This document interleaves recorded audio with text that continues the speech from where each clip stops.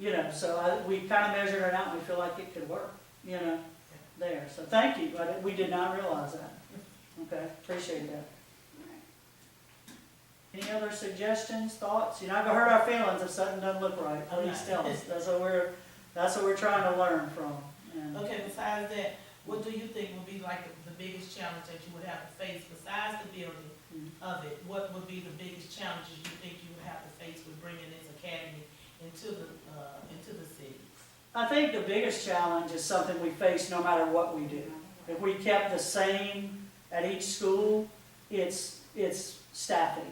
You know, a lot of times, you know, if you're a welder or electrician, you can make a heck of a lot more money in private business than you can teaching, right? So I think that's a challenge, is staffing. I feel both high schools are on board. We do plan to do stakeholder meetings and present to our parents. We're going to do that fairly soon because scheduling will be coming up February, March for high schools and for 8th graders. So we want to get out there and talk to our parents. So I think that may be the biggest challenge for other, like I said, the building's the biggest. And I really think we can, I worry a little bit about our partnership with BRCC, but then I don't. The 2 times we met with them have been very positive, so I feel like we can come up with that. So I think it can work, it's just, it's all the logistics, right? And that's the phase we're doing our detailed plan right now for we have to think about everything. So I think that would be it, is staffing. It's going to be our biggest thing. And we're also exploring offering some in-kind professional development to those industry folks that come in to teach our students because they weren't trained to teach high school children. And so having them go through a deep dive into the how and why behind that pedagogy is very critical to the teacher's success and being successful in the classroom as well as the students. So to really ramp up those professional development efforts when we bring in an industry trained person to do the teaching is really important to this. And I think we have two opposites here.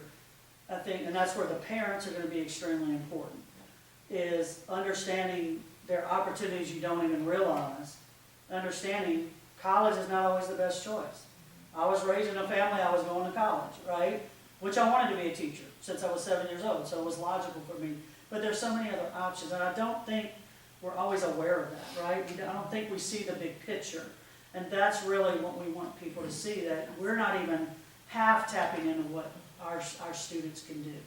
And I think that's an exciting part. And getting more hands-on now, which a lot of our CTA programs, some are hands-on, some haven't been, and our students get bored. And we've been talking to our students, and what do you need? And all the institutions are changing to as much hands-on as we can get. We want to do internships their senior year, right? We want them to be able to do that. So they get that experience, they make those connections. So I think that maybe that would be the other biggest thing, is making sure that everybody understands what we have here. And I think we know it, but sometimes we don't see that vision for ourselves. Yeah. So. But as economic development, regional economic development center, for us it's very important that we want businesses to come, and businesses come when the community is educated. So it's a long-term goal. We want to see our economy strive. We have to put forth the work to get them. Not to say that children should become little workers. However, we should be able to guide our children to a more structured path than let them graduate high school and figure out life. I aspire to have 2 degrees that wouldn't have me sitting in front of you. So if I had the chance to go back and do it, I would. So we just have to think about it as also as an economy thing, as driving our students to the future, and for parents to, like Judy said, understand there are careers that don't require a college degree. If I may offer a suggestion. Absolutely. With curriculum, Mm-hmm. I mean, you have a lot of the bases covered, but there is an absolute shortage in this state of water certified operators and wastewater certified operators. That's exactly what I'm telling you. And it may be beneficial to reach out to the State Department of Health and see if you can incorporate. Okay. Because we are having a hard time filling these positions, and that's every water system, Right. every wastewater treatment facility, municipalities, and industry. All the chemical facilities, they all have wastewater and water operators in their facilities, and it's a dire situation. Really? You have one guy with a certificate that's probably covering 4 or 5 parishes. Wow. I think that's why it's critical for us to be able to consolidate our engineering program, because if courses like environmental sustainability, where those certifications are embedded, that makes it all the more, I think, attractive to other, programs. And Well, I was gonna be three things I was saying, you touched on PDHs. It's very hard for people to get PDHs, and, it's expensive too. Look, I just did mine for surveying, and it's like $500 to get an 8-hour course. That you gotta sit in front of a computer and take classes for, but it's much better if you can go out and get those PDHs every day doing, minor, and I know that people do it. The other thing I was saying, municipalities and, who do you work for a long time for our parish? We don't train people to work in those infrastructure departments for sewer, water, Okay. gas, And that's something- maintenance inside the cities and stuff like that. It's hard for cities to employ those type of people. They have to employ somebody and they have to raise them, and then what happens is that guy, they'll put about 2 years of training into him, and then he'll find a job at a plant or somewhere making more money, and he's moving on. And then he's back in square one. Okay. And the other thing is, and Denise should tell you, it's the BRAC sites. The first question they ask you when they walk on the site is, do you have a school that trains for certain types of jobs? Yeah. And if we send an instructor, do you have somebody that can, do you have a place we can house him? Do you have the facilities you can house him? And he can train, we can start training people to work in our force. I don't know how many of them, we got passed over because we don't have the opportunity for the training and stuff. And, you see that a lot. Wow, okay. That's what we're looking to solve for in a lot of cases. Well, we appreciate y'all time. Sorry if we went a little long. We're passionate about this, so we can see the end almost, I hope. I don't know, except for the good. I'm gonna do a little prayer on that one, so I'll take care of that.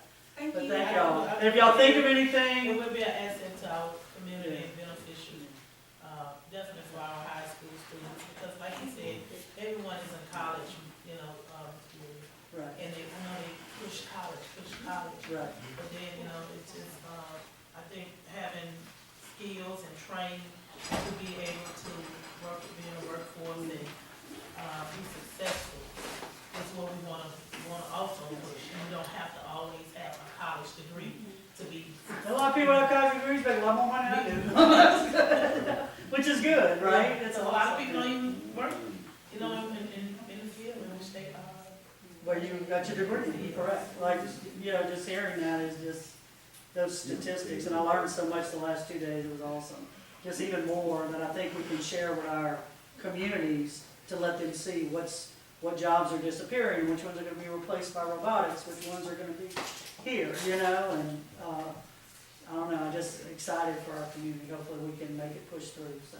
And if y'all think of something, just email me or call me at the school board, and please let us know. And we're gonna have opportunities, if y'all wanna join some of our committees and help us in the planning, we'd love for you to do that. I know y'all are busy, but any advice we can get would be helpful, so, thank y'all. Thank you. All right, appreciate it, come on, say, my little, no, yep, I got it, thank you. Thank y'all. Thank you. Thank you. See you. Listen, be quiet.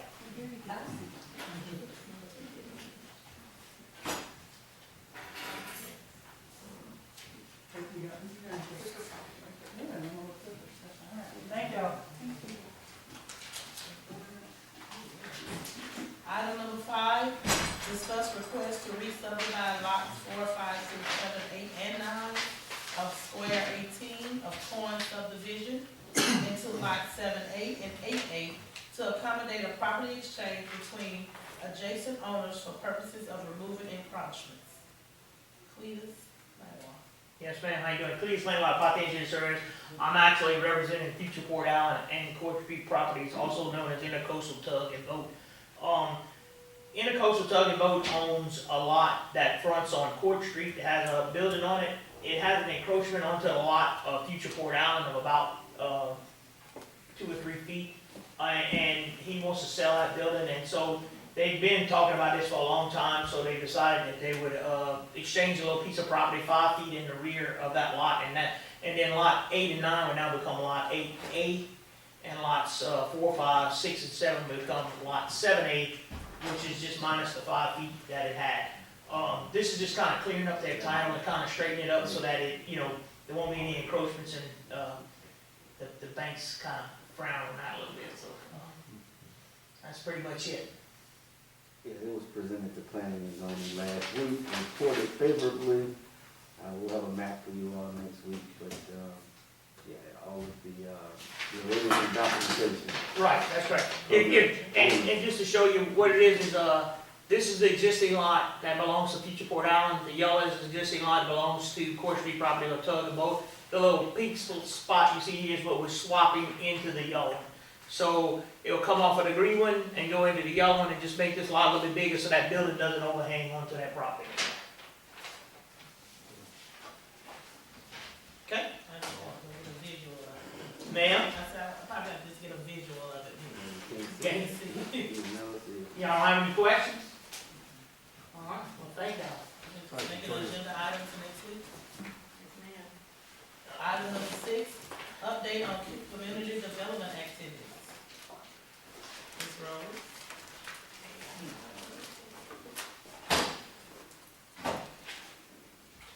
Good evening. I'm trying to make this short, it's not, and some of y'all been here a little while, but just kind of want to toot Port Allen's horn of being a part of West Baton Rouge Parish and the great things that we're doing over here.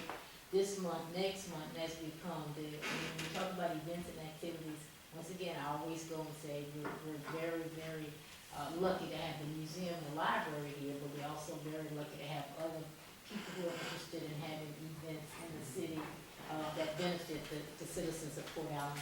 One kind of mentioned the things we had last weekend, just said kudos to for the Sugar Fest, which is they've been doing since 1995, but we also started a new event called Fall Fest that was at the same time, but each of them had great participation, and it looks like something will continue for years to come, and that was another great event. So kudos to you, Council Lady Lacy, on actually thinking about it, doing some things to spotlight the West Baton Rouge or the Port Allen area businesses, and that's what we all about, to bring back economic development, bring back this tax dollars here in the city.